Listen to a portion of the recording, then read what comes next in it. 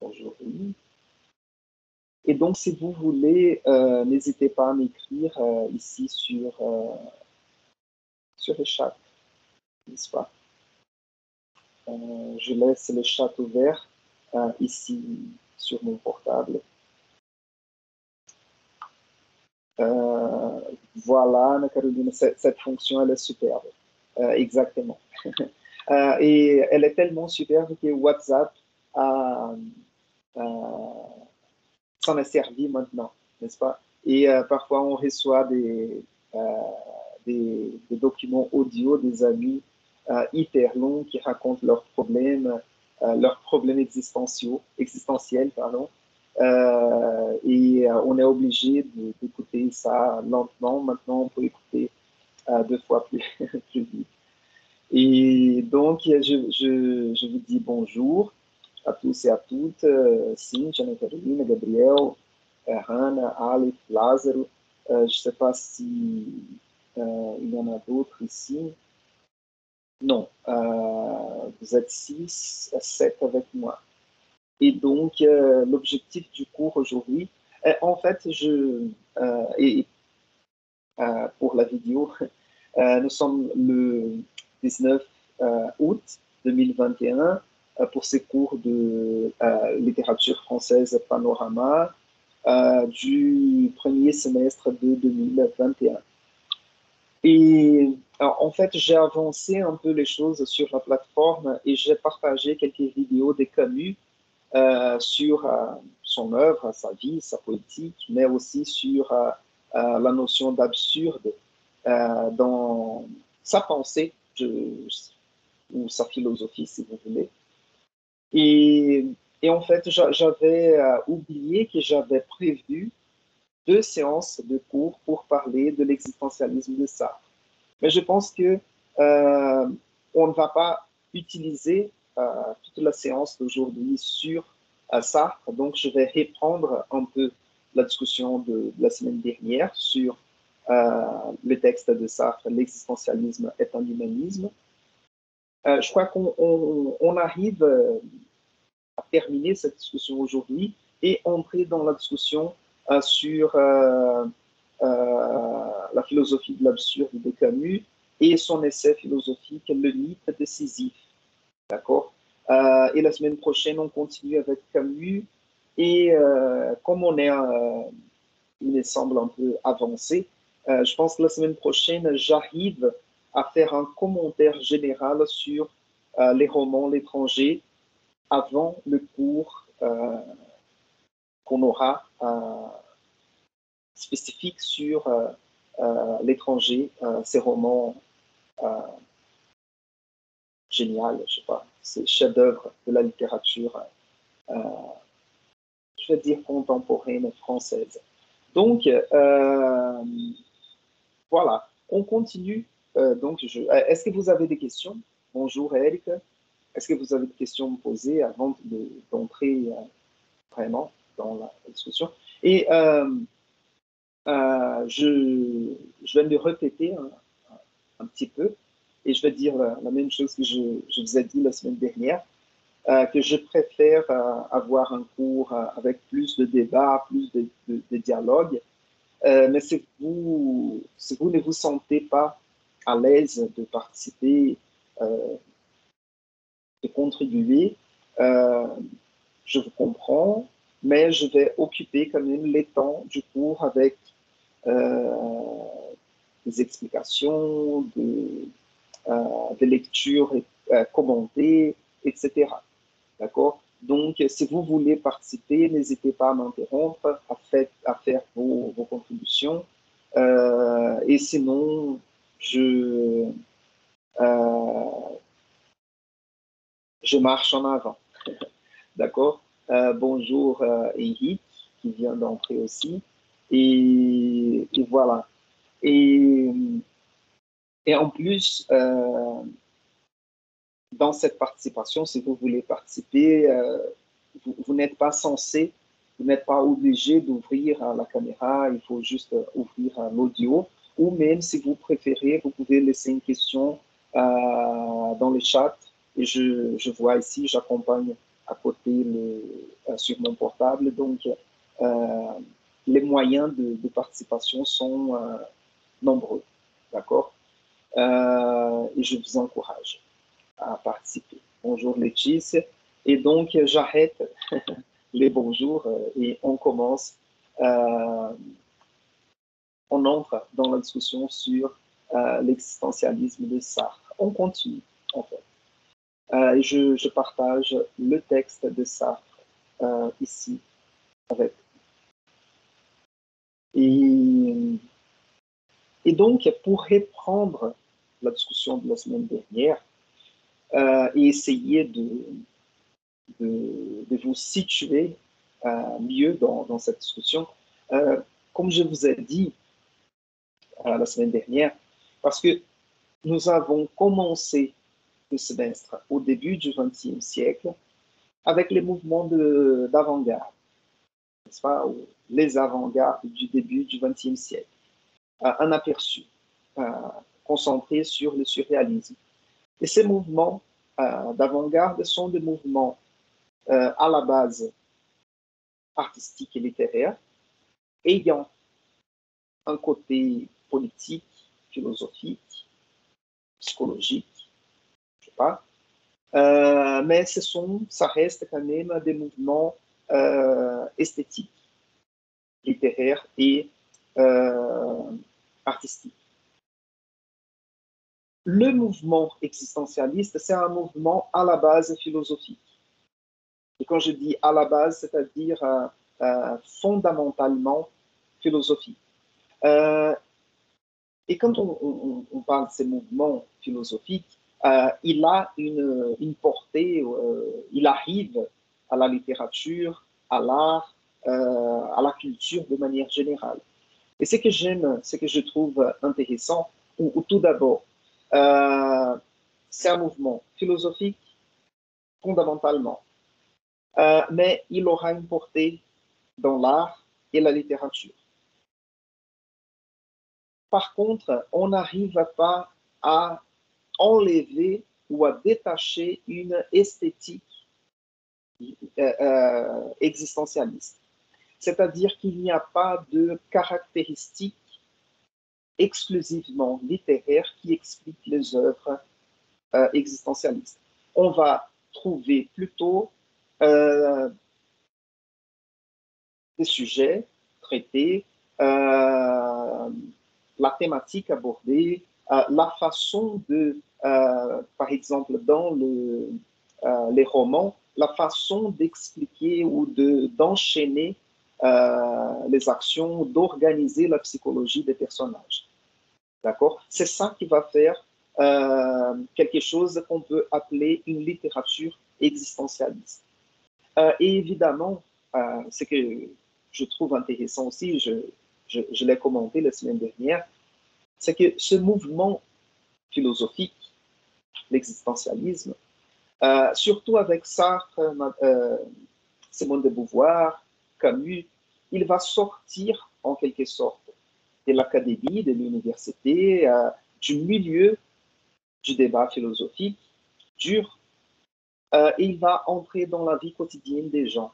C'est-à-dire que les thèses philosophiques de ces mouvements, et quand je parle ici des thèses, ce sont les idées centrales de ces mouvements, vont entrer dans la vie des gens, dans la vie quotidienne des gens. C'est-à-dire que les gens vont vivre leur vie de façon existentialiste. Ce qui n'était pas le cas avec d'autres courants philosophiques, n'est-ce pas? C'est-à-dire les kantismes, la philosophie d'Hegel ou nietzschéenne. Peut-être à Nietzsche, il y a quelques aspects de sa philosophie qui vont être vécus par certaines personnes de façon réellement dans leur vie, n'est-ce pas? Par exemple, pensez à la naissance de la tragédie, le livre de Nietzsche, Nascimento da Tragédia, et cette organisation de l'Antiquité classique en deux opposés, les mondes apolliniens qui est celui de la beauté, de l'ordre, de l'équilibre, et le monde, comment il dit, dionysiaque, n'est-ce pas? C'est le côté de l'exagération, de la démesure, de l'excès, etc. Parce que nous avons ces deux dieux grecs, Apolle et Dionysios, si je ne me trompe pas la façon de dire en français. Tellement ces deux catégories de Nietzsche nous arrivent tellement que, par exemple, si vous avez déjà lu le livre Verdade Tropical de Caetano Veloso, il utilise cette opposition pour faire une analyse de Beatles et Stones, de Rolling Stones. Et il dit que, par exemple, il pense que la chanson, la musique de Beatles est peut-être de meilleure qualité, c'est-à-dire d'une meilleure qualité musicale que celle de Rolling Stones. Par contre, sur la scène, il préfère Rolling Stones parce que c'est plus dionysiaque, n'est-ce pas? Et ça, c'est sûr. Ça suffit de regarder quelques vidéos de Beatles et de regarder quelques performances de Stones, n'est-ce pas? C'est très clair. Beatles, c'est assez organisé. Il y a la construction de voix, etc. Et Rolling Stones, c'est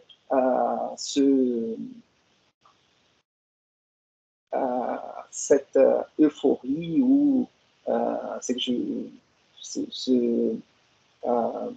cet excès sur la scène avec Mick Jagger, n'est-ce pas?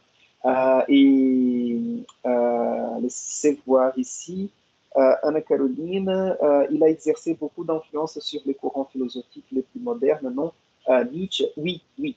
En fait, il y a un courant qui subit l'influence de Nietzsche et un courant tout à fait opposé, n'est-ce pas? C'est-à-dire que nous avons...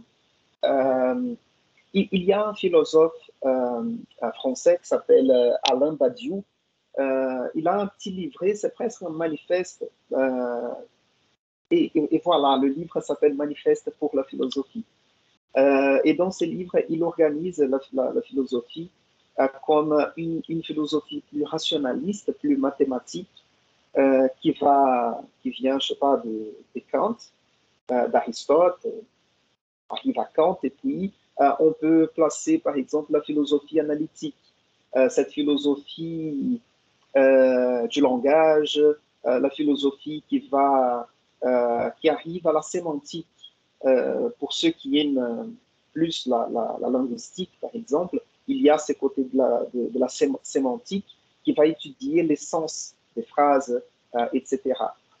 Et il y a un autre côté qu'il va, si je ne me trompe pas, Alain Badiou va appeler un côté poétique ou littéraire de la philosophie. Et ce côté poétique, littéraire de la philosophie, il vient de Nietzsche, de Kierkegaard, qui est un autre philosophe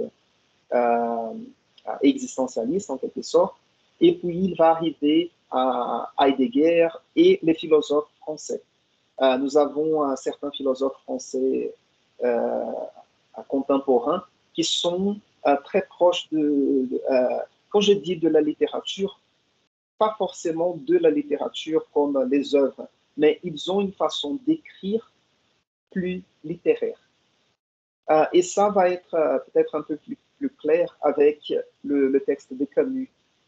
Comme je vous ai dit la semaine dernière, l'écriture de Sartre est fatigante, est dure, austère, je dirais. Comment on dit austère en portugais?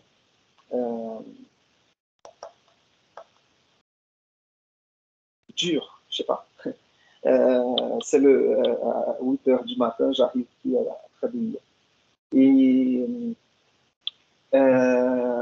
voilà, donc il y a cette influence de Nietzsche dans la philosophie du XXe siècle, n'est-ce pas? Pas seulement allemande, mais aussi française. Et cela dit, je reprends la discussion ici sur l'existentialisme, voilà, l'existentialisme et l'influence dans la vie quotidienne. Tout d'abord parce que si vous avez jeté un coup d'œil sur le texte de Sartre, l'existentialisme est un humanisme, comme je vous ai dit la semaine dernière, euh, les exemples, ce sont des exemples de la vie pratique, de la vie quotidienne. Et assez souvent, certains concepts ont un rapport fort avec notre vie, comme la notion d'angoisse, de désespoir, quoi d'autre choix, n'est-ce pas? Escolha. Dans le texte de Sartre, la notion de choix devient une catégorie philosophique, n'est-ce pas? Et c'est intéressant peut-être en raison de l'engagement politique et social et culturel de Sartre. Nous avons cette entrée de sa philosophie dans la vie des gens. Garder cette notion d'engagement parce qu'on va y revenir plus tard, peut-être la semaine prochaine. Je vais vous laisser une vidéo aussi sur l'engagement. Et peut-être je vais vérifier si j'arrive à trouver un texte sur l'engagement de façon générale. Mais il y a une très bonne vidéo dans la playlist sur mon canal YouTube, une très bonne vidéo sur l'engagement et la littérature. Et quand je parle de cette entrée ou de cette influence de l'existentialisme dans la vie pratique, dans la vie quotidienne, c'est-à-dire que les gens, à partir des années 40, 50 et 60, les gens vont se dire, vont s'annoncer, je suis existentialiste, n'est-ce pas? Je suis un chanteur ou une chanteuse existentialiste. Il y a une chanteuse, ça m'échappe maintenant, elle est devenue une espèce de muse de l'existentialisme et se plaçait comme, socialement comme une chanteuse existentialiste. Et la mode existentialiste, ça commence, ça devient un produit culturel en quelque mesure. Non, c'est pas Patti Smith, parce que Patti Smith, elle vient plus tard, n'est-ce pas? Je crois qu'elle commence, je sais pas, dans les années 60, 70. Mais c'est une chanteuse française. Si je tape ici sur YouTube, sûrement chanteuse existentialiste.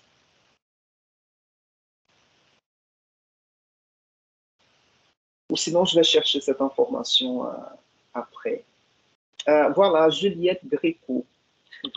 Je vais mettre ça dans le chat ici. Juliette Gréco. Voilà. Et après, vous écoutez. Je ne connais pas très bien sa musique. Mais il y a des chansons, parce qu'il me semble qu'elle chante des chansons de Boris Vian, qui est un écrivain, poète et musicien de cette époque, et qui était un peu critique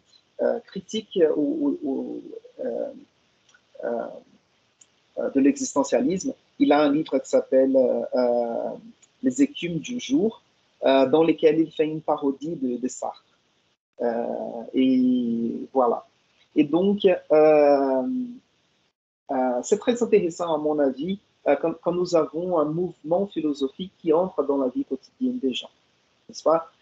Donc,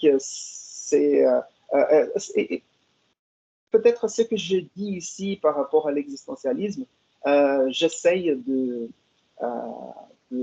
placer l'existentialisme dans un côté exceptionnel, mais si vous pensez, par exemple, quand on se dit conservateur aujourd'hui ou néolibéral, d'une certaine façon, il y a un côté philosophique derrière, n'est-ce pas? Je défends pas les idées rétrogrades ou réactionnaires quand je parle de ça. Mais c'est juste que il y a ce côté de notre existence subjective qui se définit à partir de quelques thèses philosophiques. Euh, Par contre, il y a des gens qui se servent de quelques morceaux de théorie pour se définir et parfois ce qu'ils disent n'a rien à voir avec les courants philosophiques réels. N'est-ce pas? Par exemple, quand je dis il y a un courant de la philosophie qu'on appelle la philosophie conservatrice qui n'a rien à voir avec les gens réactionnaires qu'on voit aujourd'hui au Brésil. N'est-ce pas? Si vous cherchez, par exemple, un philosophe allemand, anglais qui s'appelle, comment il s'appelle? Euh, il y a un philosophe anglais des années du 18e siècle qui s'appelle Edmund Burke, mais il y a un autre plus contemporain dont le nom m'échappe maintenant. Voyons, ouais, mais peu importe. Aleph, tu veux dire quelque chose?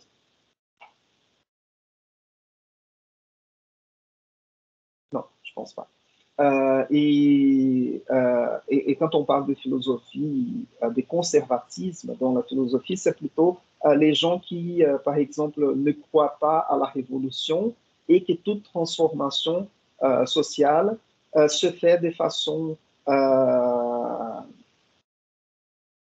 par étapes, n'est-ce pas? Et ils défendent, par exemple, la permanence des institutions. L'idée de conservateur, c'est de conserver les institutions parce que les institutions ont été développées au fil de l'histoire humaine et elles ont une raison d'être, une raison d'exister, n'est-ce pas? Par exemple, et quand je parle d'institutions ici, c'est pas la Banque mondiale, l'ONU ou des choses comme ça. C'est ça aussi, mais on peut prendre un exemple d'institution sociale, c'est la famille, par exemple. Et quand je parle de famille, je ne parle pas de famille en tant que homme, femme et enfant. Je parle de famille de façon euh, ample, large euh, et englobante, on va dire comme ça. Mais quand on parle de famille en tant que constitution sociale, c'est-à-dire qu'il y a un milieu social minimum, n'est-ce pas? Parce que nous ne sommes pas... on vit de manière sociale, et c'est-à-dire qu'il y a cette cellule minimum sociale qui est la famille, qui peut être un ensemble je sais pas, d'amis qui vivent ensemble, et ça peut être aussi un couple de 3 personnes, n'est-ce pas, mais qui ont une liaison et qui vivent ensemble, qui partagent certaines valeurs, certains moments de la vie et qui se construisent ensemble en quelque mesure, n'est-ce pas? Et cette cellule minimum sociale qui est la famille, elle a une raison d'exister parce que nous, on n'est pas capable de vivre pleinement tout seul. Peut-être oui ou peut-être non, mais ça suffit de regarder la difficulté que de vivre isolé pendant ou confiné pendant la pandémie. C'était juste un exemple. Et je reviens donc à l'existentialisme de ça. La semaine dernière, cela dit, n'est-ce pas, de cette euh, portée alcance de la philosophie existentialiste dans la vie des gens, on entre dans les textes de Sartre. Comme vous savez, Sartre était philosophe,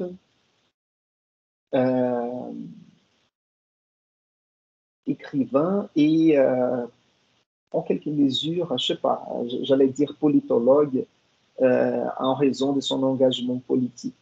Mais la semaine dernière, on avait commencé à discuter ce texte, l'existentialisme est un humanisme, et peut-être les thèses centrales que nous avons discutées la semaine dernière étaient tout d'abord l'idée que l'existence précède l'essence, n'est-ce pas? C'est-à-dire que d'abord on existe et après on cherche une explication ou une raison pour notre vie. Ça, c'est la thèse centrale de l'existence précède l'essence. Et je vous ai donné l'exemple du livre Le deuxième sexe de Simone de Beauvoir et la célèbre phrase On ne naît pas femme, on le devient. Et j'ai utilisé cette phrase pour expliquer que ça n'existe pas une nature féminine, mais plutôt une construction sociale et subjective féminine. Et c'est-à-dire que on est du verbe naître, nascer. On est nasci, si nasce d'abord, et puis on devient femme ou homme ou autre chose qu'on veut, n'est-ce pas? Donc, on avance ici dans le texte parce que je ne veux pas perdre le fil du texte. Donc, il va expliquer ces notions-là de l'existence. Daniel, Oui. est-ce que vous pouvez répéter le concept de existentialisme, la partie que vous avez dit à propos de l'existence précède l'essence? Oui, que l'existence, parce que dans la philosophie, et ici je mets beaucoup de choses ensemble, dans une philosophie essentialiste, c'est-à-dire qu'il existe une essence humaine, n'est-ce pas? Et quand on dit que ça existe une essence humaine, dans cette philosophie essentialiste, je ne parle pas encore d'existentialisme, mais essentialiste, c'est comme si avant notre naissance, avant d'être au monde, d'être dans ce monde, il y avait déjà quelque chose qui définissait qui nous sommes ou qui nous allons être, ce que nous serons, n'est-ce pas? Et l'existentialisme va faire une inversion de cette idée. Ça n'existe pas de nature humaine, ça n'existe pas d'essence, au moins ça n'existe pas d'essence préalable, précédente à notre existence. C'est-à-dire que d'abord on est, primeiro a gente nasce, et puis on cherche un sens à notre vie. C'est ça l'idée. Quand il dit que l'existence précède l'essence, c'est que d'abord nous sommes dans ce monde, d'abord on existe, et puis on cherche un sens pour la vie. N'est-ce pas? Cette question qu'on dit philosophique, quelle est l'essence de la vie? C'est l'essence que nous donnons à notre vie. C'est comment on construit notre vie. Parce que quand on est, notre vie n'a pas de sens préalable. Et quand je dis la vie n'a pas de sens, ça c'est une phrase importante et qui va faire la liaison entre Sartre et Camus. D'accord? Je vais revenir à cette phrase encore. La vie n'a pas de sens. D'accord? Et quand je vous ai dit la semaine dernière, ces philosophes existentialistes et autres aussi, ils aiment bien ces phrases d'effet, ces slogans philosophiques. La vie n'a pas de sens. Mais cette phrase, elle n'explique pas, elle ne s'explique pas. Il faut expliquer encore, n'est-ce pas? La vie n'a pas de sens, c'est-à-dire que la vie n'a pas de sens prédéterminé, n'a pas de sens préétabli, et que nous construisons l'essence de notre vie, la direction que nous cherchons, et important aussi qui a été discuté la semaine dernière. Quand on parle de construction de notre vie, du sens de notre vie, cela ne veut pas dire que ça suffit de vouloir pour arriver où on veut, n'est-ce pas? Il y a, j'avais commenté la semaine dernière aussi, cette idée du projet. On se projette dans l'avenir, n'est-ce pas? Et cette idée de projeter, il y a un engagement, les choix qu'on fait, l'angoisse qu'on ressent, etc.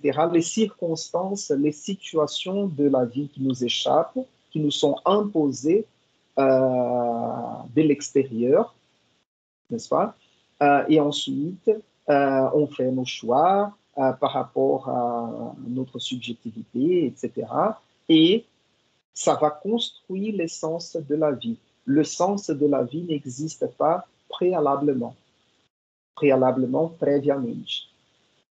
D'accord? Ça, c'est dans la philosophie existentialiste, et comme vous voyez bien, c'est une philosophie athée, n'est-ce pas, qui ne croit pas à l'existence de Dieu.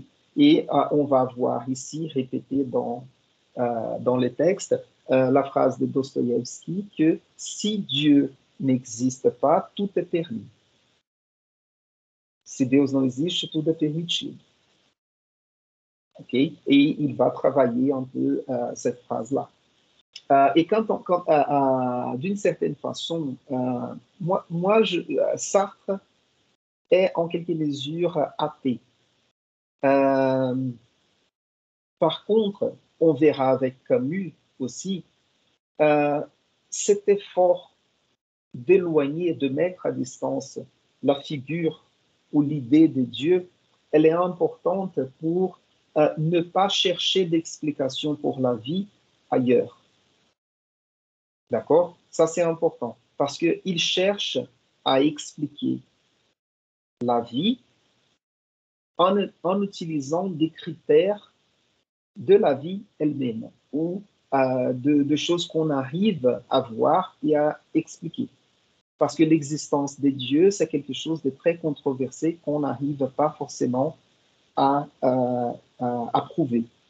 Et je vois ici un commentaire d'Anna Caroline. Camus a dit aussi que l'essence de la vie est ce qui nous empêche de nous tuer. Exactement. Tout ce qui nous maintient en vie. Voilà. Et c'est le début du mythe de Sisyphe. J'espère entrer dans cette discussion encore aujourd'hui. D'accord? L'idée du suicide, n'est-ce pas? Philosophie, avec toutes les distances et les soins nécessaires de parler de ce sujet. Donc, avec Sartre, voyons ici, donc il va parler d'autres moments de la philosophie pour entrer dans la philosophie existentialiste. J'essaye ici juste de réviser, mais pas de réexpliquer les extraits du texte déjà discutés la semaine dernière. Et donc, ici, cette partie-là, je zoome encore. L'homme est ce qu'il fait. C'est important parce que Sartre va mettre la philosophie existentialiste ou va caractériser la philosophie existentialiste comme une philosophie de l'action, n'est-ce pas? C'est-à-dire que c'est l'ensemble de nos actes qui nous forment, qui nous forgent et qui font de nous ce que nous sommes. Donc, pour agir, il faut choisir.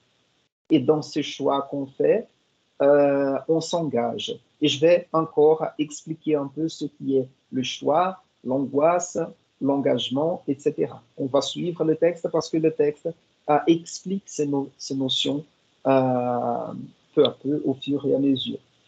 Il y a ici la notion de projet, donc je vous ai expliqué un petit peu cette idée du projet.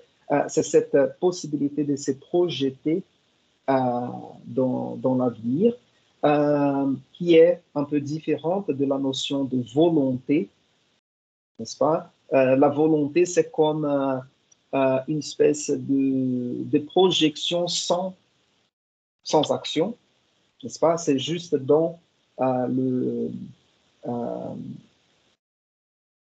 du côté du sentiment, du côté de la volonté subjective, n'est-ce pas? Il n'y a pas cette transformation en pratique ou une transformation pratique qui passe de la volonté au projet et à l'action. Et c'est important aussi dans cette notion de projet, la capacité de se projeter dans l'avenir, dans le futur, n'est-ce pas? Parce que les animaux, par exemple, ils n'ont pas cette abstraction, cette capacité de se projeter et de se projeter aussi à partir de la notion de liberté, n'est-ce pas?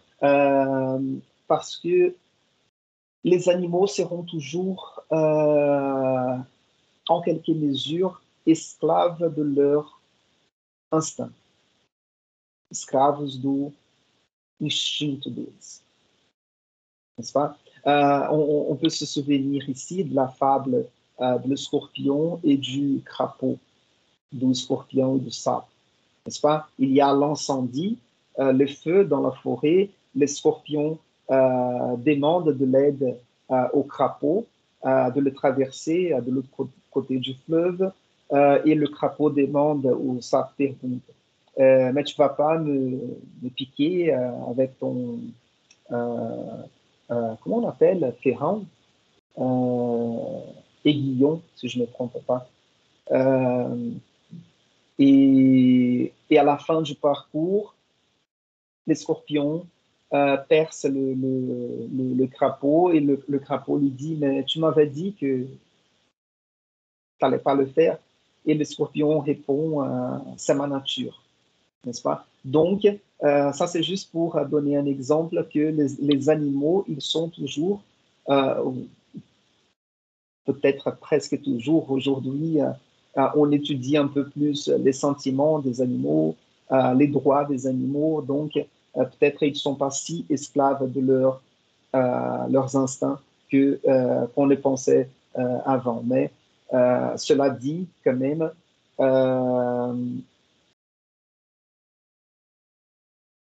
le texte, Eric, est dans les archives de la salle virtuelle sur Teams. Je vais faire cette démonstration rapide ici parce que parfois, j'imagine que je ne l'ai pas fait pendant le semestre. Donc là, vous avez la projection de la salle virtuelle. Ici, c'est le chat du cours d'aujourd'hui, mais vous entrez ici dans cette colonne à gauche. Vous cherchez ici le canal général, n'est-ce pas? Et donc, vous avez ici postagens et arquivos. Vous tapez ou vous cliquez sur arquivos. Il y a d'abord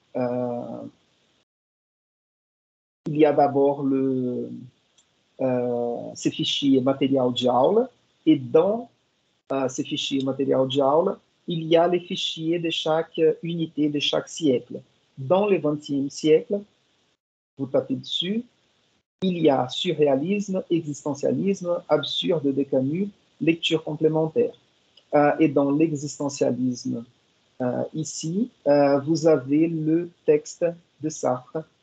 C'est le deuxième ici. L'existentialisme est un humanisme. Il est disponible ici. D'accord? Ça, c'est le parcours.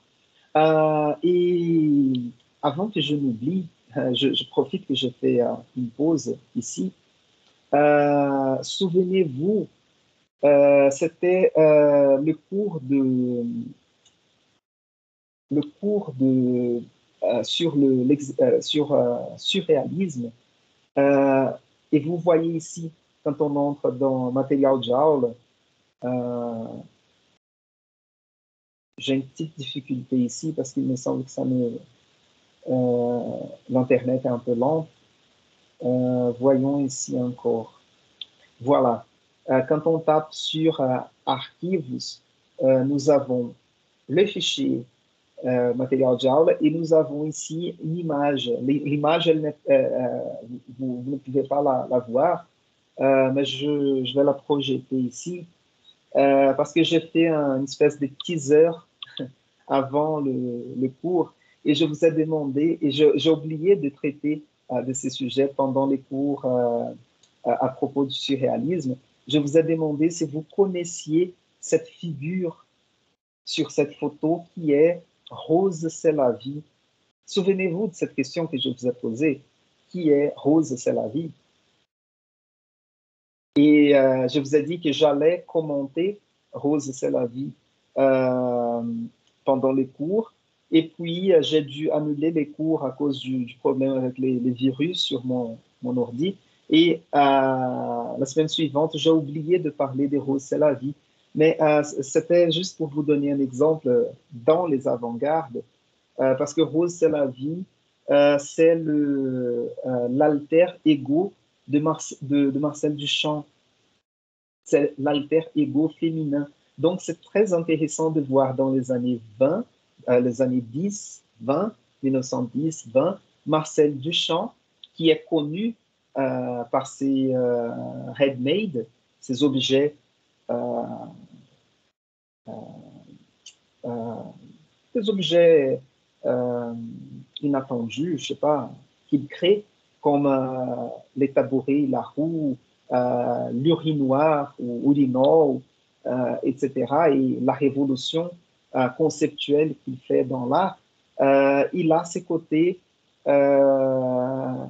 cosplay, ou c'est pas cosplay en fait, c'est, comment on appelle ça? C'est euh,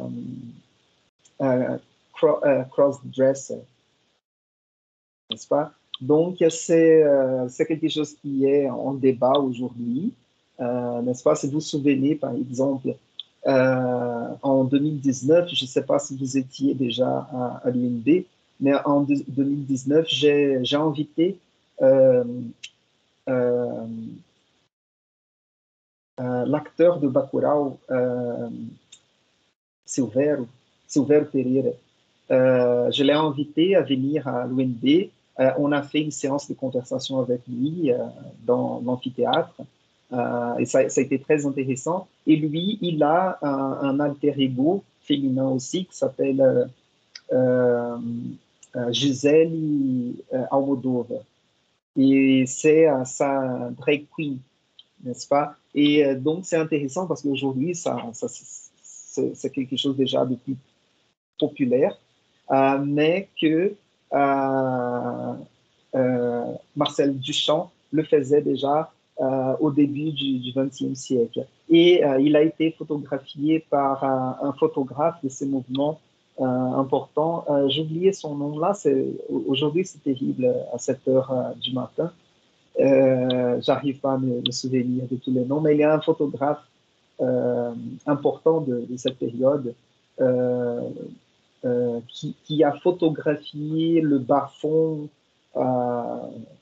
les maisons closes et Marcel Duchamp en femme. Et donc c'est intéressant parce que ça devient un personnage, une figure publique, etc. Et peut-être le débat était déjà présent. Vous avez déjà peut-être regardé le film Garota dinamarquesa, qui mettait en discussion aussi ces questions-là. Donc, cela dit, c'est juste parce que ouais, la visite de Silvério Pereira, ça a été super. Et il en a parlé. Il a parlé de son expérience de drag queen. Donc, je finis là cette digression. Je fais des digressions interminables parfois et je reviens au texte. Mais c'était important parce que j'ai vu la photo dans les archives ici récemment et je me suis souvenu que j'en avais pas parlé. Donc, voilà, cette capacité de se projeter et en plus, quand on parle de, de projet de liberté, on va en parler aujourd'hui un peu plus sur la liberté, au niveau ou dans l'essence existentielle, le sujet de José Lavi, Silvério Pereira et Sandra Quinn, Gisele Almodóvar, et la référence au film A Garota Dinamarquesa, qui est basé sur une histoire réelle, sur Lili Elde, nous prouve cette question de la liberté existentialiste, n'est-ce pas? Qu'on n'est pas obligé d'être ce que la nature nous a imposé d'être, n'est-ce pas? Il faut être critique aussi, ou voir de manière critique cette liberté qui n'est pas absolue, n'est-ce pas? Mais nous avons sûrement une liberté plus grande que les animaux et les insectes, par exemple.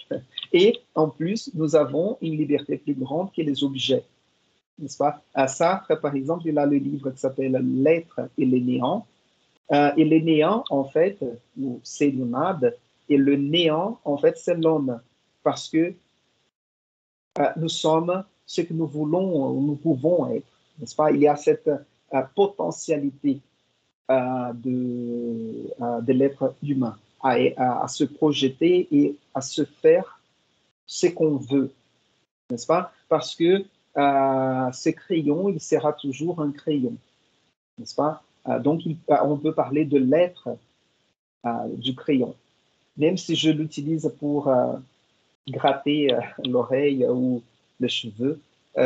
C'est une fonction qu'on attribue, mais il sera toujours un crayon, un objet. Voilà. En plus, Sartre va parler de cette responsabilité.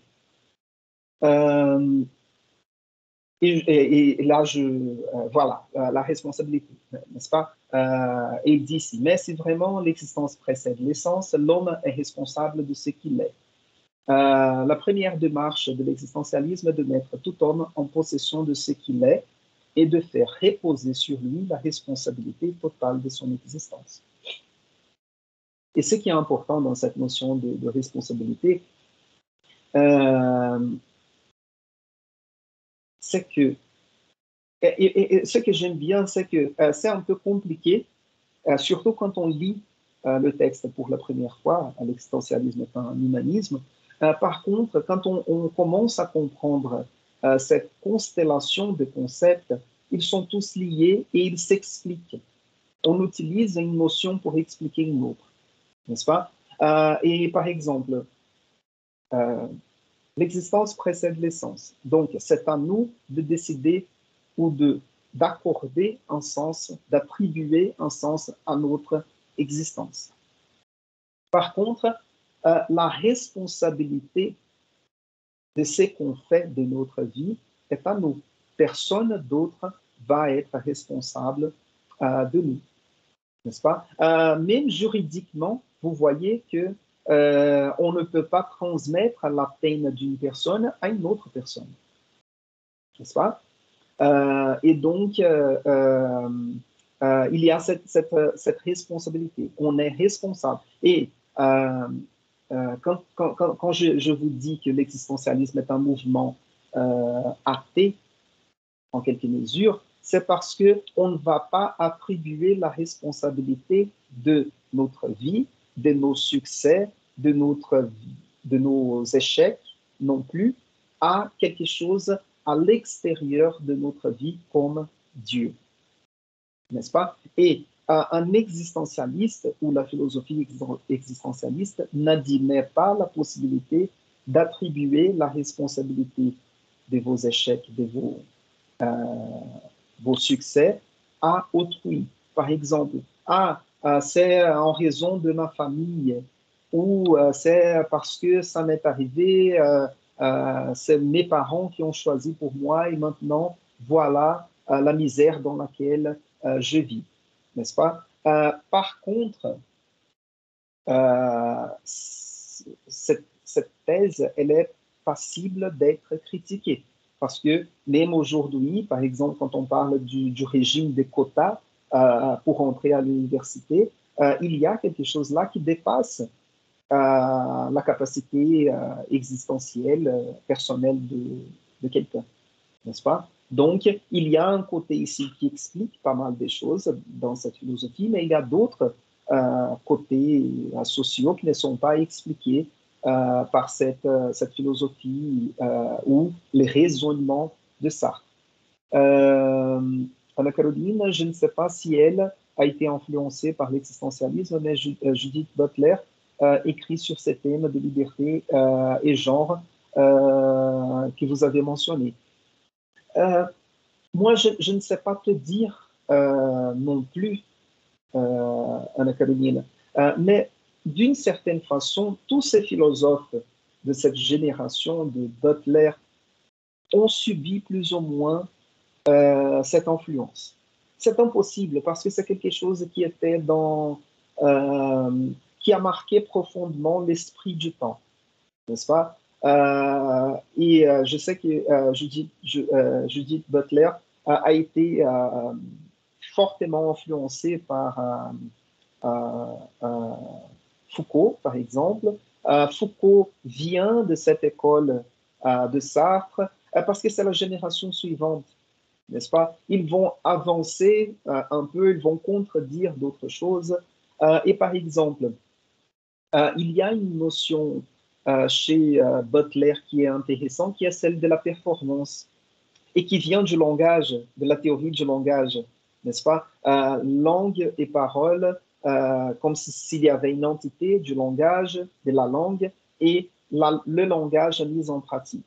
Et la question sexuelle, elle peut être définie, ou Butler l'a définie dans une partie de son œuvre, comme une performance, n'est-ce pas? Comme être femme, c'est performer comme une femme et être reconnu socialement en tant que tel, n'est-ce pas? Il y a ces côtés de sa pensée. Et par exemple, il y a Camille Paglia, qui est une féministe contemporaine de Judith Butler, mais qui, elles ont des divergences sérieuses. Camille Paglia croit, par exemple, à l'influence de la biologie un peu plus que Butler, n'est-ce pas? Butler,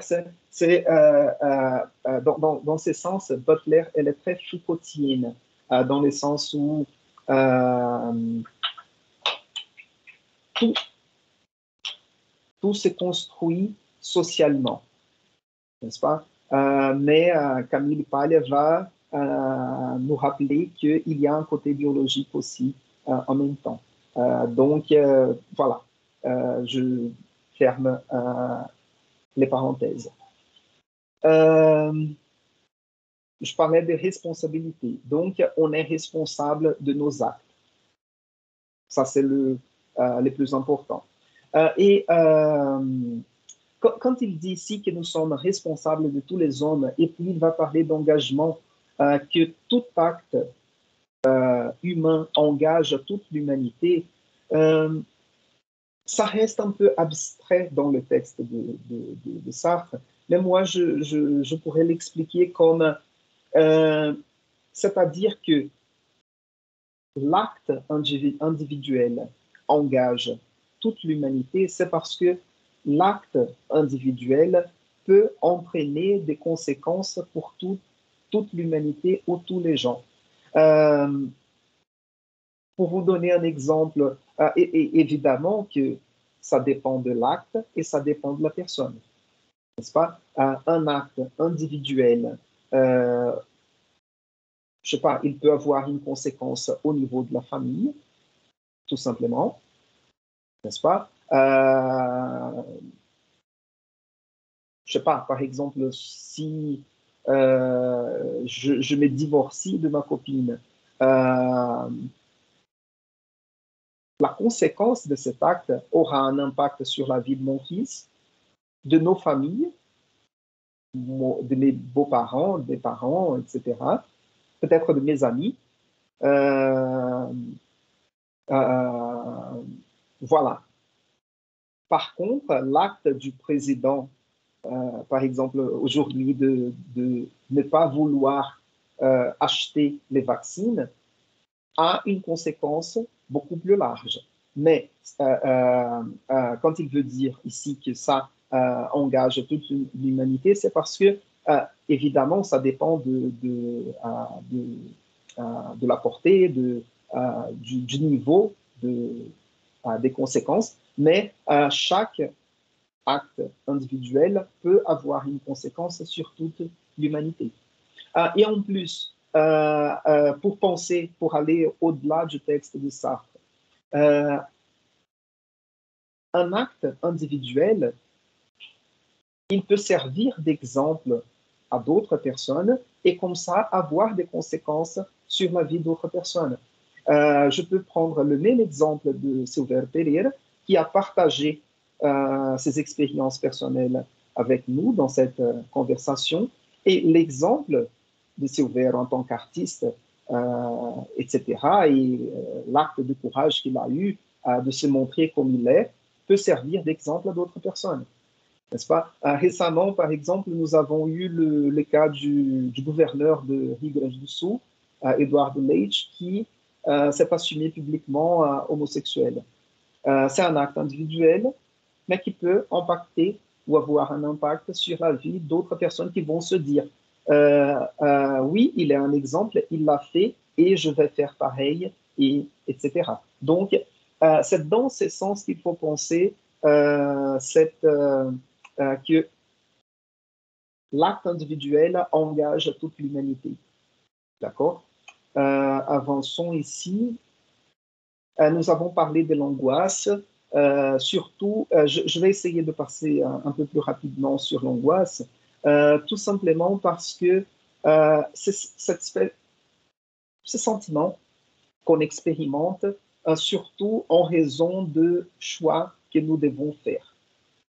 N'est-ce pas? Parce que tout choix qu'on fait implique refuser une autre chose. N'est-ce pas? Voilà. Quand on choisit une chose, on laisse de côté d'autres choses. Et en plus, ces sentiments d'angoisse, il vient aussi, d'une certaine façon, il est lié à cette notion de la responsabilité, n'est-ce pas? Parce que à partir du moment qu'on choisit quelque chose dans notre vie, on refuse d'autres et les conséquences qui viendront du choix qu'on a fait sont notre responsabilité. Et sachant qu'on va se responsabiliser de ce choix, au moment de choisir, il y a ces sentiments d'angoisse parce que c'est une espèce de prévision de la conséquence future. Un exemple concret, quand vous choisissez votre parcours académique, vous laissez de côté plusieurs autres parcours académiques et si dans l'avenir, vous avez des problèmes d'insertion professionnelle, par exemple, c'est quelque chose qu'il faut considérer au moment du choix. N'est-ce pas? Il y a des gens qui vont vous donner des conseils comme non, faites vos choix par rapport à votre cœur. N'est-ce pas?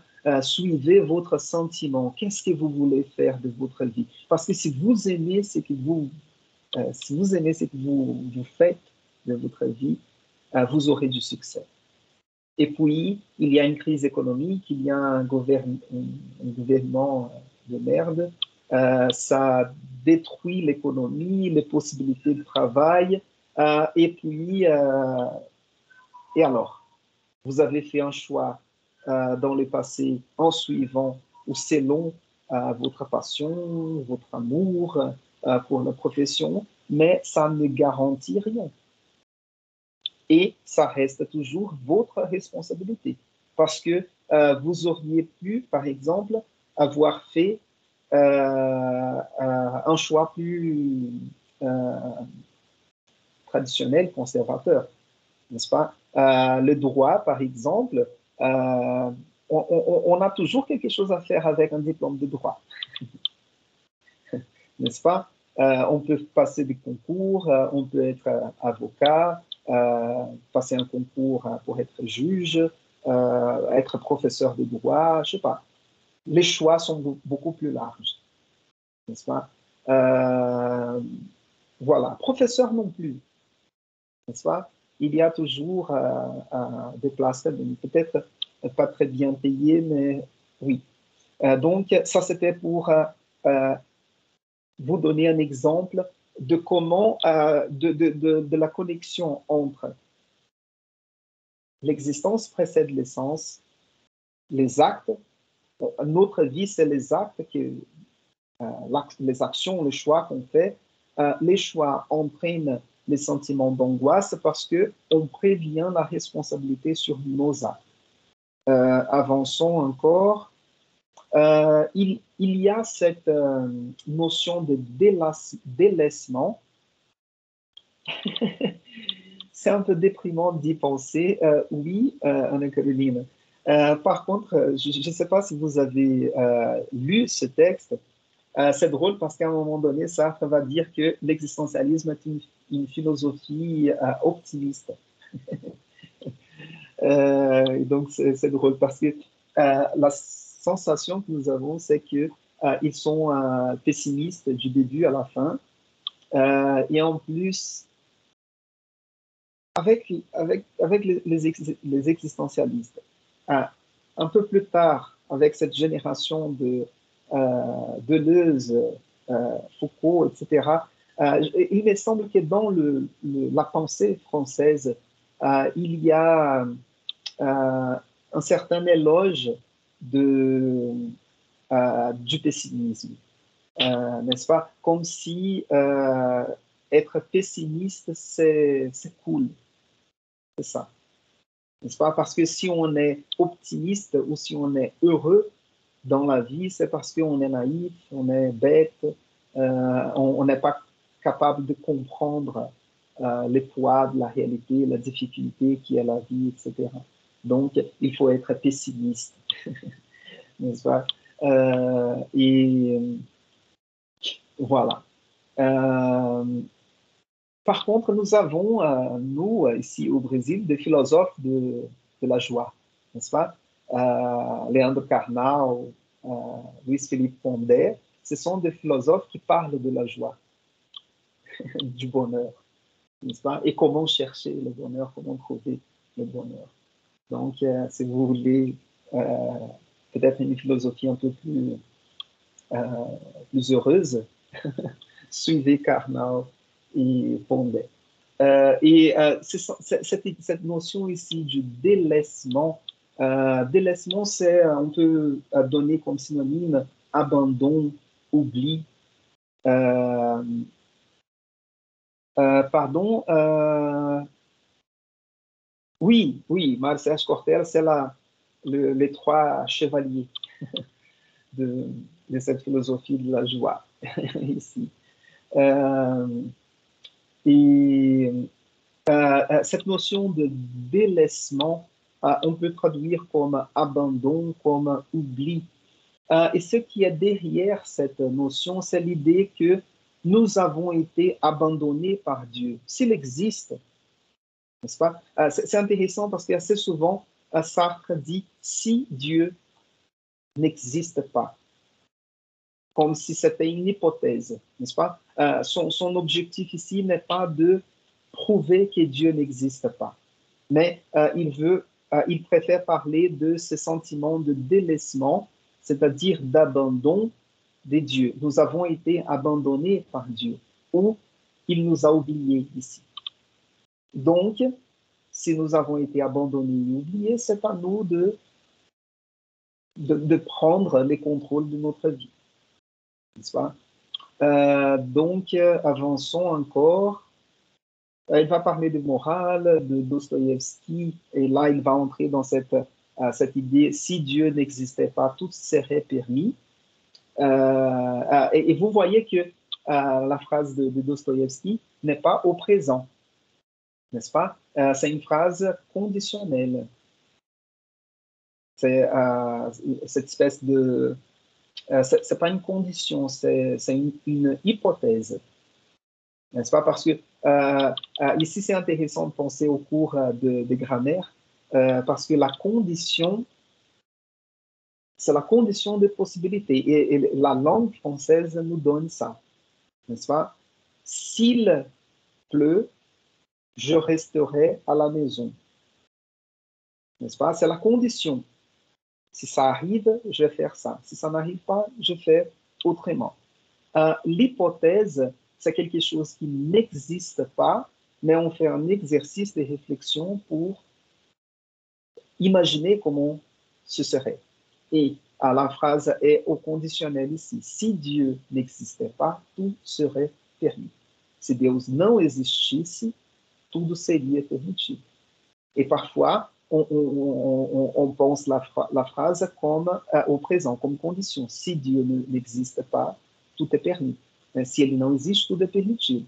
Mais non, la phrase était au conditionnel. Mais c'est le départ de l'existentialisme, comme il dit ici. Voyons encore. Ah oui, et donc on arrive à cette notion de liberté. Et là, encore une phrase publicitaire, une phrase slogan de Sartre, qui est cette idée de nous sommes condamnés à être libres. Moi, j'aime beaucoup cette phrase. Et il dira ici, homme et liberté. Non, j'arrive pas à zoomer plus. Mais il dira ici, si d'autre part Dieu n'existe pas, nous ne trouvons pas en face de nous des valeurs ou des ordres qui légitimeront notre conduite.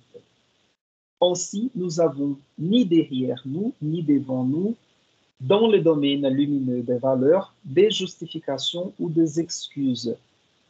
Nous n'avons ni derrière ni devant nous des justifications ou des excuses.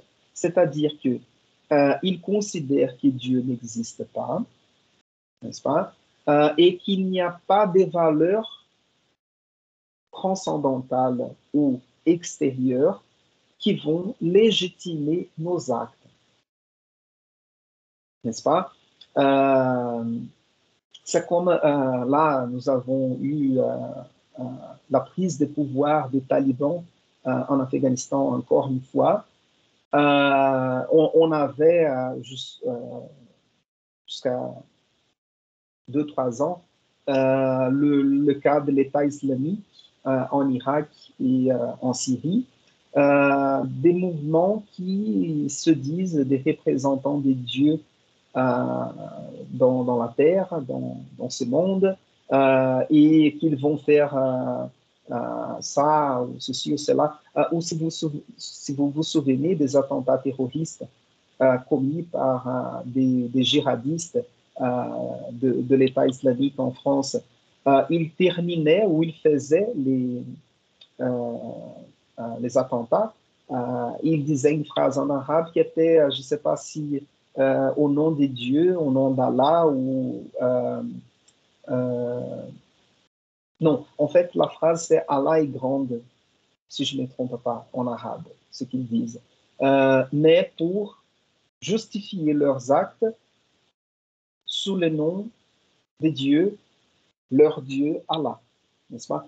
Et quand je vous donne cet exemple de djihadiste, je dis le nom djihadiste pour ne pas dire musulman, parce que la foi musulmane est une autre chose, il ne faut pas confondre, n'est-ce pas?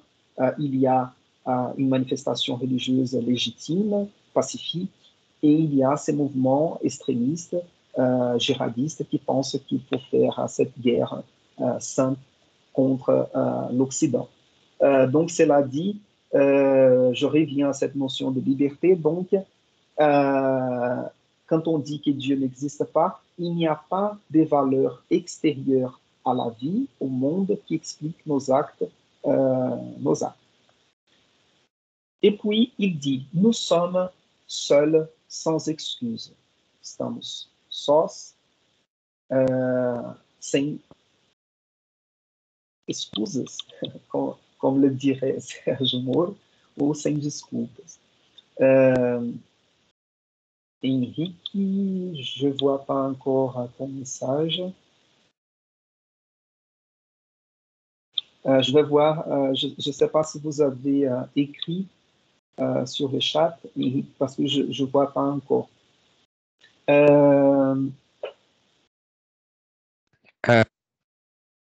J'ai dit d'accord, il faut faire la distinction entre la religion, la foi musulmane et le terrorisme.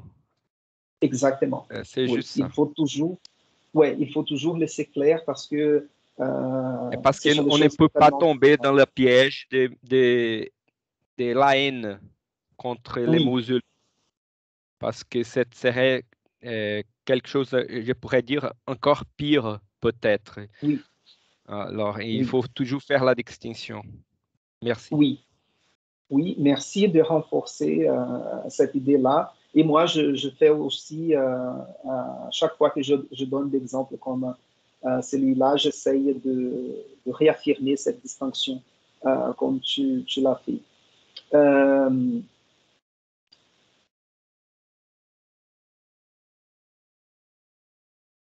Non, c'est juste, je me suis bloqué ici parce que cette phrase-là, nous sommes seuls sans excuse, ça m'a fait penser à une chanson de Marcel Camille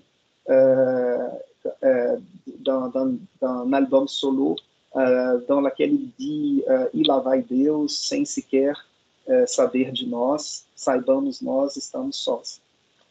Et c'est la chanson qui donne les noms à l'album. D'un côté, on lit soul, et de l'autre côté, on lit nos ou sos, quelque chose comme ça. Mais vous voyez que c'est bien ça, l'esprit de la chanson de Marcel Camille. E lá vai Deus, sem sequer saber de nós, saibamos nós estamos sós. C'est une très belle chanson, à mon avis. Et il continue. C'est ce que j'exprimerai en disant que l'homme est condamné à être libre. Et il explique pourquoi on est condamné. On est condamné parce qu'il s'est créé lui-même et il ne s'est pas créé lui-même, l'homme. C'est pas, parce que dans cette perspective, nous sommes jetés dans ce monde. Nous n'avons pas choisi d'être là. Par exemple, la foi ou le courant spiritualiste, kardéciste, va expliquer les incarnations et que nous avons une mission sur la Terre. Et que c'est souvent notre esprit avait choisi avant, ou a choisi avant, pardon, une mission à accomplir dans ce monde. Et on incarne, on vient dans ce monde pour accomplir cette mission qui a été décidée avant. Ça, c'est l'explication de la vie selon les kardécistes. N'est-ce pas? Pour les existentialistes, non. Nous sommes tout simplement jetés dans ce monde. Tout d'un coup, on est là. Mais nous n'avons pas choisi d'être là. Mais nous sommes là, quand même.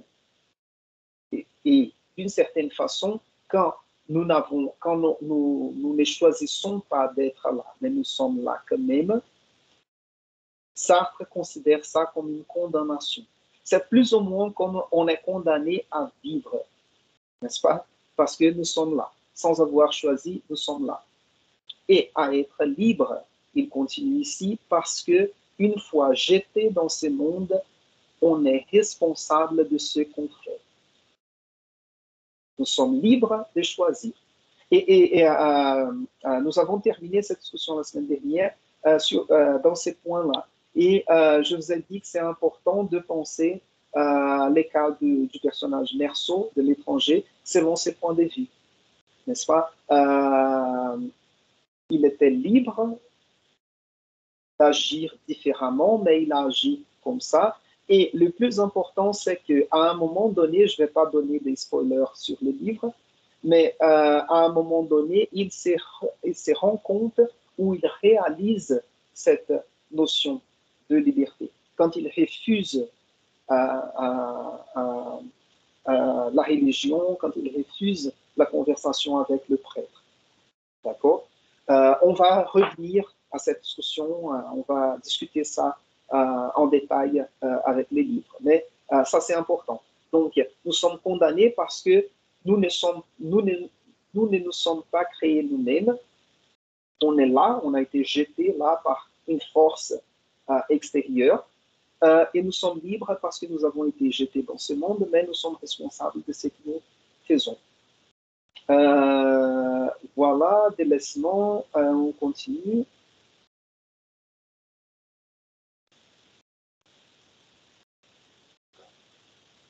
Non.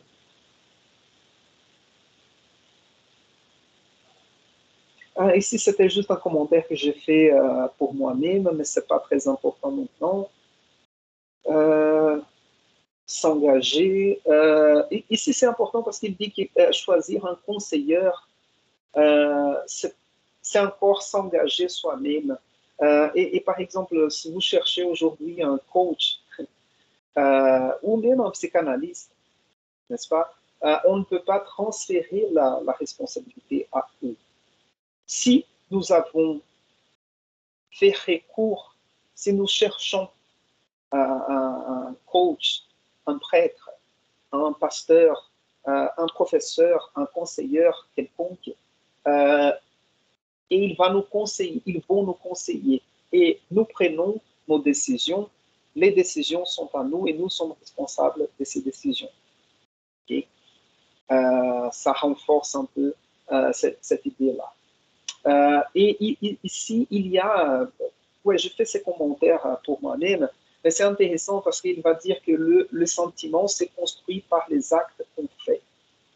Et c'est une chose un peu bizarre parce que l'essence commune que nous avons, c'est que le sentiment, c'est quelque chose qui vient, n'est-ce pas, qui s'épanouit, qui vient comme ça, comme une fleur, et qui vient d'une nature, et assez souvent, raison pour laquelle, vous voyez ici, je fais un commentaire dans une petite boîte ici, les sentiments pour les Lumières, les sentiments pour les romantismes. Parce que les Lumières, la période du XVIIIe siècle, c'est la période de la raison, et va mettre en valeur la raison en détriment du sentiment, n'est-ce pas? C'est-à-dire que la raison nous mène à la vérité. Les sentiments peuvent nous tromper. Le romantisme va inverser cette maxime, n'est-ce pas? Et dire que les sentiments, peut-être, c'est la vérité. Ce que nous ressentons, c'est la vérité qui vient de notre plus profonde subjectivité. Et donc, il faut suivre les sentiments. N'est-ce pas? C'est une façon de penser. Moi, je n'arrive pas à déterminer quel des deux possède la vérité. Mais par contre, c'est une réflexion intéressante parce que assez souvent, même aujourd'hui, on se dit je suivis ce que je sentais. C'est une façon de justifier l'acte, n'est-ce pas? Quand on dit oui, non, j'ai pris cette décision-là parce que c'est ce que je sentais. Et puis, les sentiments étaient erronés, n'étaient pas corrects.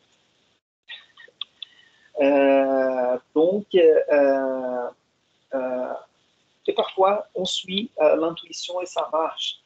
N'est-ce pas? Moi, par exemple, je suis presque jamais mon intuition parce que assez souvent, mon intuition se montre erronée. À un moment donné, par exemple, avec ma copine, par exemple, dans un restaurant qui était, on ne connaissait pas. C'était notre première fois dans le restaurant. Et assez souvent, au moment de choisir le dessert, moi, on cherchait les possibilités. qui était disponible. Et on se décidait comme ça. Tu choisis une option et moi, je choisis une autre. Comme ça, on peut goûter les deux.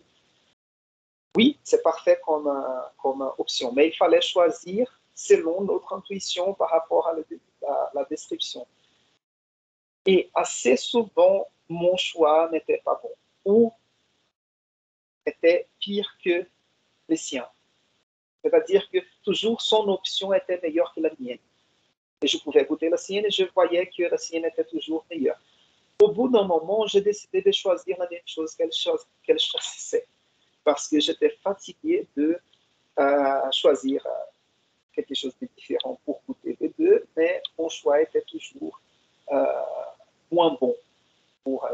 C'était pas mauvais, mais c'était moins bon que les siens.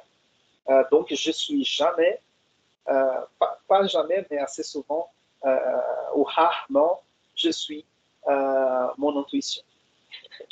D'accord. Et donc, ça, c'est juste pour dire que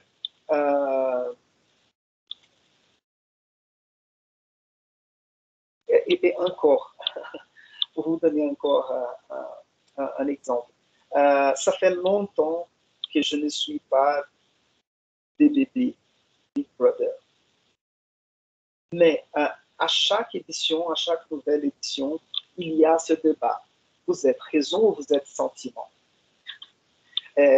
Não, você é razão ou é coração? N'est-ce pas? Et pardon,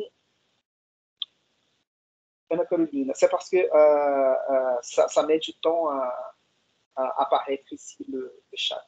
Donc ici à la maison, mon père suit aussi toujours l'impression dans l'air. Voilà. C'est ce que je fais au niveau du dessert. Mais dans l'émission Big Brother, nous avons toujours cette distinction. Vous agissez selon votre cœur ou selon votre raison. Et assez souvent, il y a ceux qui disent, ils cherchent une façon de se justifier. Ils disent, non, mais je suis mon cœur. C'est le coração. Eu sou coração. Coração transborda. Des choses comme ça. Mais parfois, le sentiment nous trompe. Il nous mène à une voie qui n'est pas la bonne, n'est pas raisonnable. N'est-ce pas? Et parfois, il faut suivre la raison, mais parfois aussi, il faut suivre l'instinct. N'est-ce pas? Donc, c'est une réflexion. N'est-ce pas? Je n'ai pas l'intention ici de dire faites ça ou faites ceci ou cela. Avançons donc.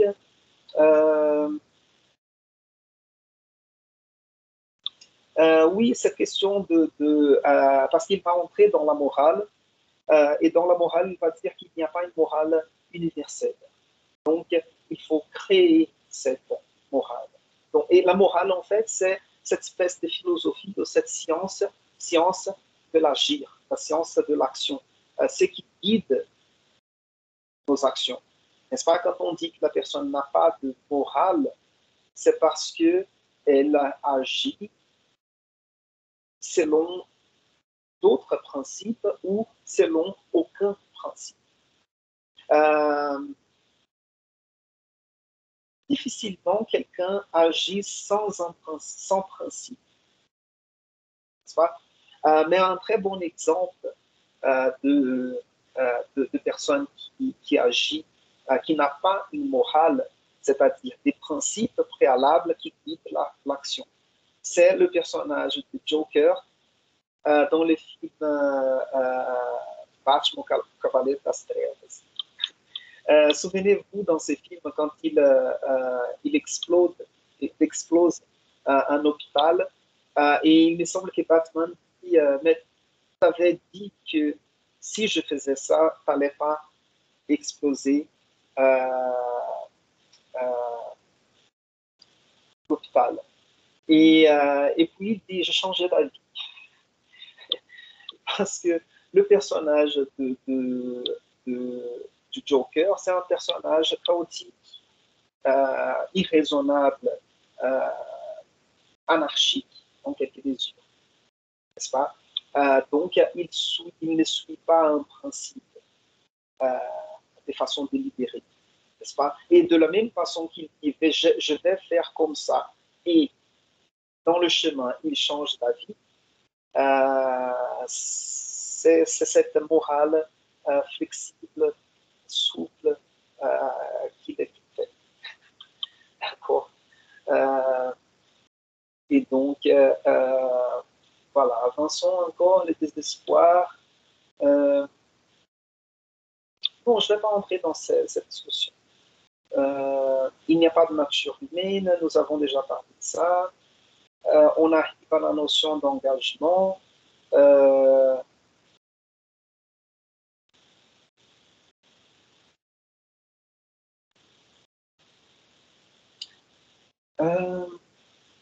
Parce que c'était dans l'engagement qu'il parlait de choix, c'est ça?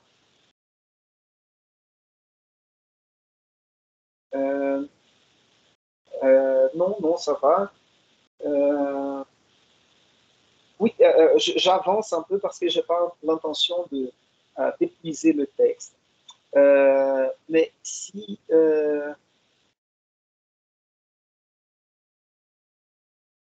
oui, non, ici, il va renforcer cette idée de l'action encore, mais il y a les circonstances contre moi, ça va aussi. Et ici, c'était quelque chose à commenter d'intéressant, c'est la vision de Sartre, ou la vision que Sartre a de l'amour, qui est très intéressante. Il va dire ici, pour l'existentialiste, il n'y a pas d'amour autre que celui qui se construit. Il n'y a pas de possibilité d'amour autre que celle qui se manifeste dans un amour. C'est intéressant parce que, en fait, le contexte qu'il insère à cette réflexion, c'est que il critique les gens qui disent « Ah, je n'ai pas rencontré l'amour de ma vie parce que mon travail m'a empêché, ou je m'occupais de mes parents qui étaient âgés et je ne sortais pas, etc. Et où, je sais pas, je me suis marié avec une personne que je n'aimais pas, etc. Et en fait, il arrive à cette espèce de définition de l'amour, qu'il n'y a d'amour que celui qui se construit. Donc, l'amour est une construction. C'est plus ou moins, on aurait pu dire comme ça, l'amour, c'est la décision qu'on prend de rester avec quelqu'un et de construire une relation d'amour avec cette personne. Cela n'est pas donné préalablement. D'accord? Raison pour laquelle, ce que je vais dire, peut-être c'est un peu politique, raison pour laquelle même un mariage arrangé par les parents peut finir dans une relation d'amour. Vous êtes très jeune et peut-être vous ne vous souvenez pas de la telenovela au Clone. Si je ne me trompe pas, c'était au Clone. Il y avait le personnage de Jade qui voulait vivre son amour libre et choisir son compagnon. Et il y avait le personnage de Laetitia Sabatella qui était, elle s'appelait, c'était Radija, je crois que c'était sa fille. Mais elle avait un nom dont je ne me souviens pas. Donc Jade a été promise à un homme avec lequel elle ne voulait pas se marier parce qu'elle aimait le personnage de j'ai oublié le nom de l'acteur. Fabrice. Murilo Benício. Murilo Benício. Il y avait trois Murilo Benício. Trois personnages. Oui. Voilà. Et le personnage de Laetitia Sabatella a accepté le mariage arrangé. Et elle s'est mariée avec l'homme auquel elle a été promise. Et elle était heureuse avec lui. J'oubliais le nom de l'acteur, Calmon, quelque chose comme ça. Et il y avait plusieurs scènes des deux ensemble dans lesquels, dans ces scènes, il s'est montré heureux, il profitait de la vie. Il avait même, les deux, ils avaient même une vie sexuelle plaisante, etc. Donc, c'était intéressant de montrer que cette idée du mariage par l'amour, qui est une vision qui nous vient du romantisme, etc., elle peut se faire de façon rationnelle aussi, et elle peut finir dans une relation d'amour, de respect, etc. D'accord? Comme je disais, c'est polémique, mais il faut penser aussi que ce sont des possibilités, n'est-ce pas? Et le plus important dans ce contexte existentialiste, c'est de ne pas, que les choses ne doivent pas être, ne doivent pas être imposées aux autres. C'est pas bon quand on choisit avec quelqu'un, ou c'est pas correct quand on choisit avec la personne va se marier. Mais cela fait donner, cela ne veut pas dire qu'on aura un mariage malheureux. Et le contraire aussi, vous voyez, quand on parlait tout à l'heure ici d'instinct, d'intuition, etc., des sentiments. Parfois, on choisit notre partenaire, notre époux, compagnon, copine, etc., selon des sentiments d'amour, de passion, et quelques mois plus tard, quelques années plus tard, on va se divorcer parce que on n'est pas content, on n'est pas heureux, on n'est pas bien ensemble, n'est-ce pas? Donc, vous voyez que les sentiments de passion, d'amour ne suffit pas pour un mariage heureux, n'est-ce pas? Et tout va dépendre des choix qu'on fait dans notre vie. Je me sens là un conseiller sentimental, disant ces choses-là. Et voyons encore ici. Ah oui, ça c'est très important. L'homme n'est rien d'autre que ça. Et donc il va dire ici, un homme n'est rien d'autre qu'une série d'entreprises. Entreprise ici, parce qu'on peut traduire entreprise comme empresa, mais on traduit aussi comme empreitada. Ok?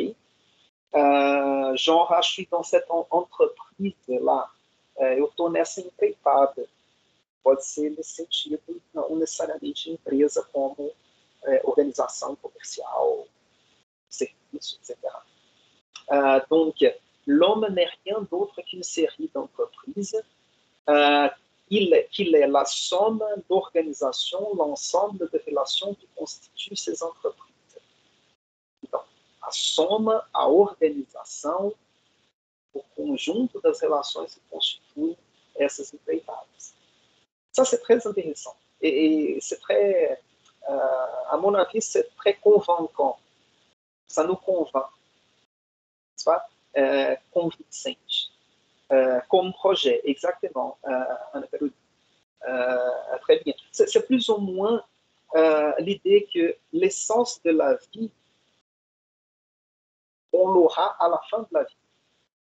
Et il va donner plus ou moins le même exemple ici par rapport à l'art. On peut voir des règles d'art, mais l'œuvre d'art, elle va se réaliser quand elle sera finie. Donc, l'essence de la vie, il va venir à la fin. C'est la même discussion que nous avons autour de l'autobiographie. Quand on voit une autobiographie écrite par un jeune. Parce que la notion d'autobiographie, elle présuppose une notion d'une certaine complétude de la vie. Comme si on arrivait, on fait un bilan de la vie. Mais si on est tout au début de la vie, comment on est capable de parler d'un sens de la vie? Surtout parce que ça change, n'est-ce pas, tout le temps. Et Sartre pense à ça aussi dans ce texte. Et donc, c'est intéressant parce que vous voyez, c'est la somme l'addition des entreprises, et puis c'est l'organisation, parce que pendant la vie, on met ces expériences en ordre aussi, n'est-ce pas?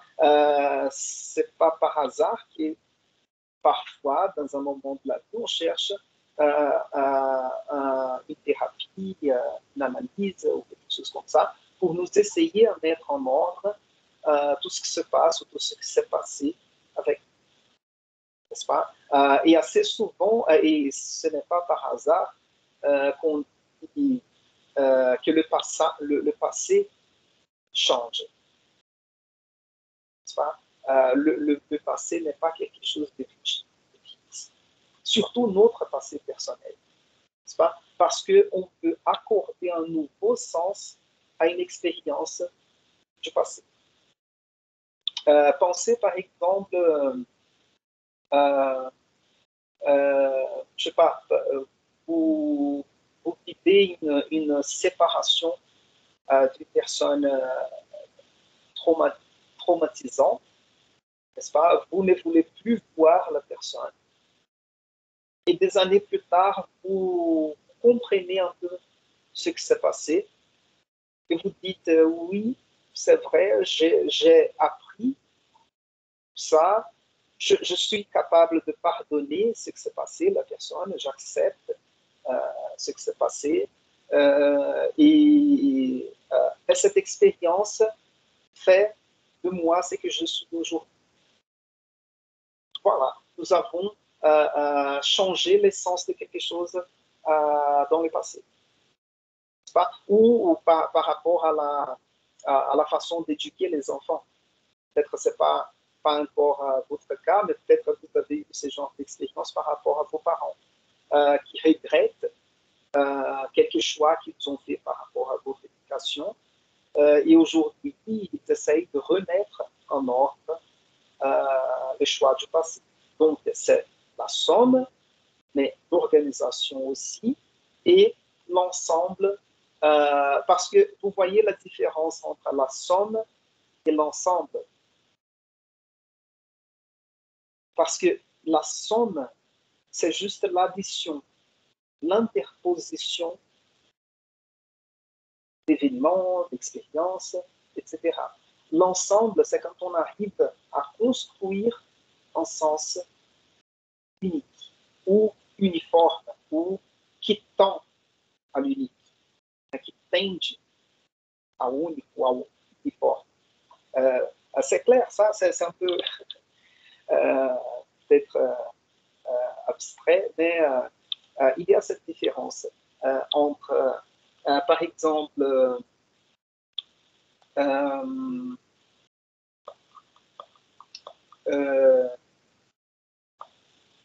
voyons ici, je cherche un exemple plus concret.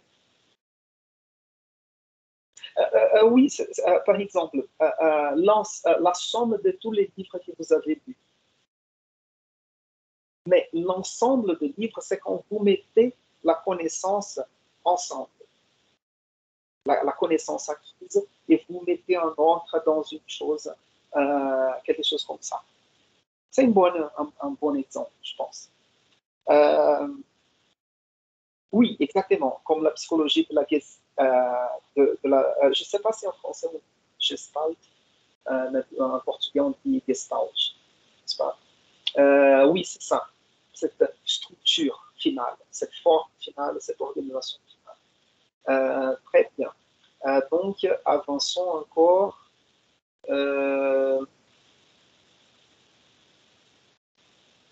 Il va parler de la lâcheté, on peut traduire comme pauvardie.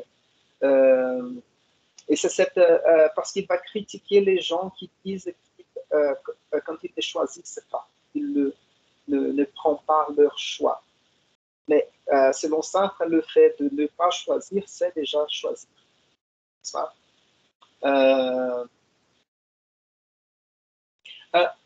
Vous voyez, ça c'est un exemple intéressant. Quand on dit que ne pas choisir, c'est choisir, n'est-ce pas? Vous voyez que la CPI de la pandémie, elle analyse les actes et les omissions du gouvernement ou de l'administration Bolsonaro. As ações, les actions et les omissions. Ações e omissões. Parce que omission, c'est quand tu ne fais pas, quand tu ne choisis pas.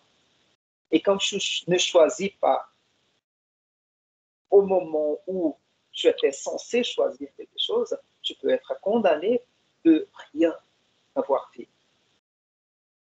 N'est-ce pas? Donc, c'est l'action et l'inaction aussi. Parce que l'inaction, c'est une espèce d'action. Les métaphores, je ne sais pas comment, si on peut dire ça en français, je le dis en portugais. Metáforas futebolísticas, n'est-ce pas? Quand on dit fulano joga parado, c'est déjà une espèce d'action, n'est-ce pas? Je l'explique em português. Tem essa coisa do jogar parado, e vocês já perceberam no futebol quando, às vezes, o juiz ou bandeirinha, ele marca um impedimento de um jogador que estava impedido, e às vezes ele não marca, porque ele considera que aquele jogador, mesmo impedido, não alterou a jogada. Mas às vezes o cara está impedido e ele puxa a marcação, então ele pode, aí vai da interpretação da regra do impedimento. Eu não sou uma sumidade de futebol, admito. Mas existe essa coisa, então existe um jogar parado, né? Mas existe essa coisa de que às vezes o cara está parado numa posição de impedimento, mas ele muda a organização da cena, da jogada. Então pode ser interpretado como impedimento ou pode não ser interpretado como impedimento. Às vezes o jogador está lá no corner, não conhece nada. Aí se ele está na área que ele puxa a marcação, aí pode ser. Ça va? Donc, ça explique un peu cette idée de ne pas choisir, c'est choisir. Encore, voyons ici, l'universalité. Bon, je ne vais pas entrer dans ces... tout projet individuel a une valeur universelle. L'engagement. Bon, j'ai déjà expliqué ça. Voyons encore. Voilà, ici, quand il parle du choix. Le choix est possible dans un sens, mais ce qui n'est pas possible, c'est de ne pas choisir. Je peux toujours choisir, mais je dois savoir que si je ne choisis pas, je choisis encore. N'est-ce pas? Si je ne choisis pas, je choisis encore. Ça, c'est intéressant.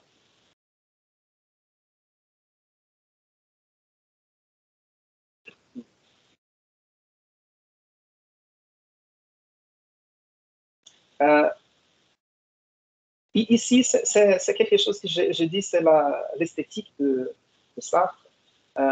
C'est une vision qu'il a de l'art. C'est cette idée que je viens de vous expliquer, que l'œuvre d'art, elle existe seulement déjà accomplie, déjà réalisée. Et c'est plus ou moins comme l'essence de la vie. Et puis, il va dire ici, personne ne peut dire ce qui sera la peinture de demain. Et moi, je fais la critique, mais on fait ça avec la mode, n'est-ce pas? Quand on dit que la tendance de l'été prochain sera ça et ça. Et en fait, c'est totalement aléatoire. Quand on dit que la tendance de l'été prochain sera les bikinis à pois rouges sous les fonds blancs.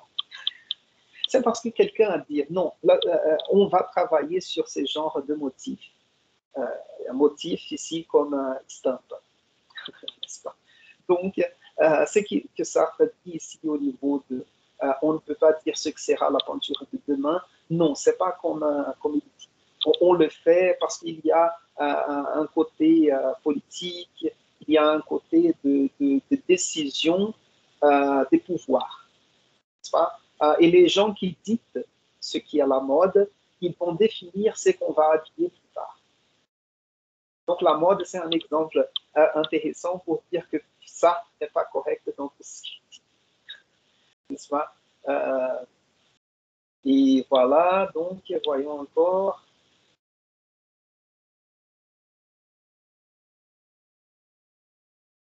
Non, ça va, ça va.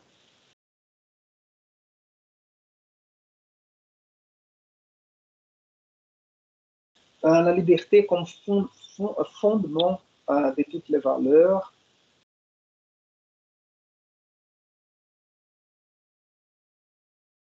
Non, c'est déjà dans la discussion que nous avons déjà entretenue jusqu'ici. Ah, voilà, et peut-être je termine avec cette phrase qui est dans le texte de Sartre. La vie n'a pas de sens a priori. C'est important de voir le a priori. Je vais même changer ici. Oh, pardon. J'ai lancé le texte pour... Voilà. Voilà. Je vais corriger ici. Je vais souligner. La vie n'a pas de sens. A priori. Je mets en séparé parce que c'est important de dire. Parce que l'essence de la vie, selon cette discussion de Sartre, on va le créer ou le découvrir à la fin de notre vie. L'essence de la vie, c'est la vie que nous avons vécue. Et pour ici, cette phrase de Sartre, c'est presque le point d'arrivée, n'est-ce pas? Sartre fait toute cette discussion pour arriver à cette réflexion. La vie n'a pas de sens, au moins n'a pas de sens a priori. Et Camus va partir de ce point-là. La vie n'a pas de sens. Et ça, c'est la notion d'absurde de Camus.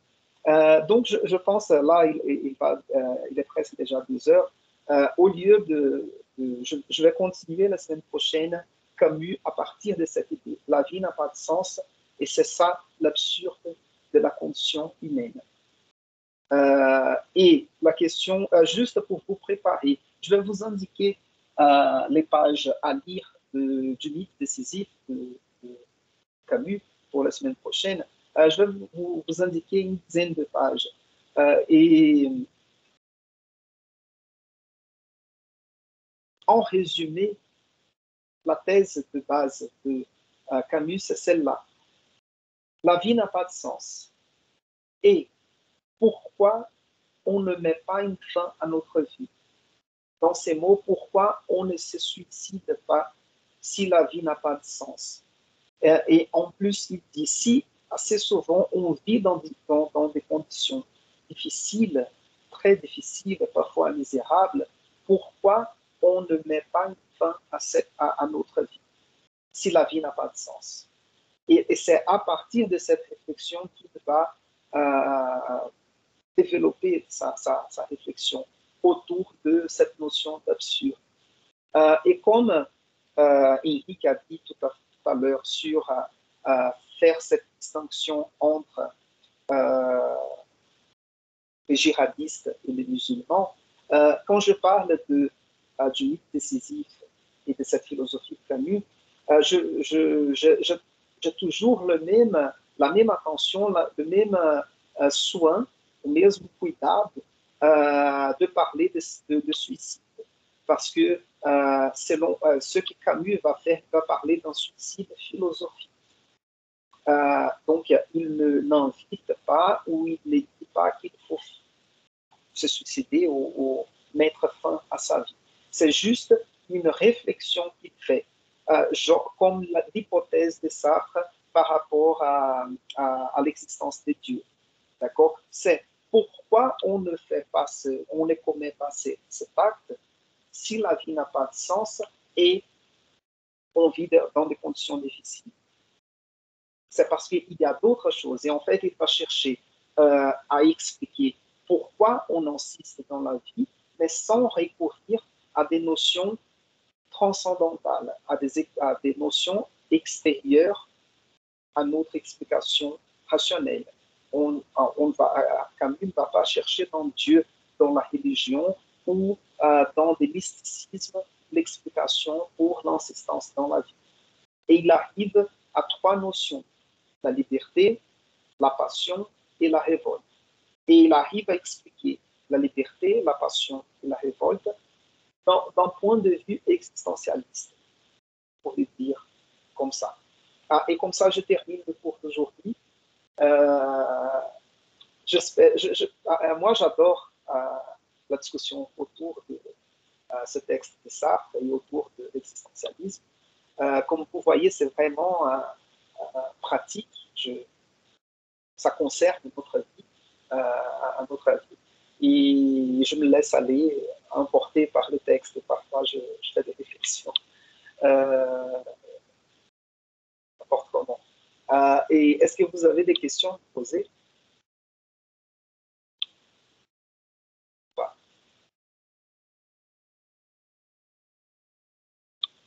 Et je vous invite à lire le texte de Sartre, même survoler le texte.